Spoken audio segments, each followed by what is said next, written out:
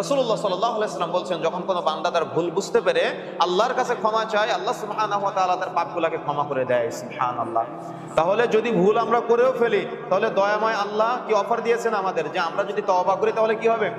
পাপ থেকে মুক্ত হওয়া যাবে। আমরা যদি ভুল করে ফেলেছি অনেক সময়, তখন যদি আমরা আজকে তওবা করি, রাসূলুল্লাহ সাল্লাল্লাহু আলাইহি ওয়াসাল্লাম বলছেন, পিছনে আমরা যত পাপ করেছি এই পাপগুলো সব আবার নেকিতে পরিবর্তিত হয়ে যাবে। সুবহানাল্লাহি ওয়া বিহামদিহি। রাসূলুল্লাহ সাল্লাল্লাহু আলাইহি ওয়াসাল্লাম বলছেন, যদি কোনো বান্দা সকালে পাপ করে রাতে ক্ষমা চায়, রাতে পাপ করে সকালে ক্ষমা চায়, আল্লাহ তার পাপগুলোকে ক্ষমা করে দেয়। রাসূলুল্লাহ সাল্লাল্লাহু আলাইহি ওয়াসাল্লাম বলছেন, যখন কোনো বান্দা পাপ করার পরে, গুনাহ করার পরে সুন্দর করে ওযু করে, ওযুর পানির সাথে তার পাপগুলো ঝরে ঝরে পড়ে যায়।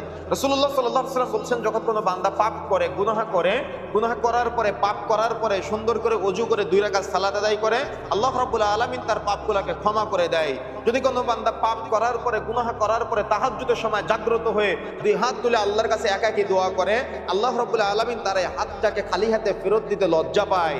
রাসূলুল্লাহ সাল্লাল্লাহু আলাইহি ওয়াসাল্লাম বলছেন, যখন কোনো বান্দা পাপ করার পরে, গুনাহ করার পরে সুন্দর করে খালেস অন্তরে তওবা করে, আল্লাহ রাব্বুল আলামিন তার পাপগুলো ক্ষমা করে দিবে তো দিবে, তার পাপগুলো সব আবার নেকিতে পরিবর্তন করে দিবে। সুবহানাল্লাহ ওয়া বিহামদিহি।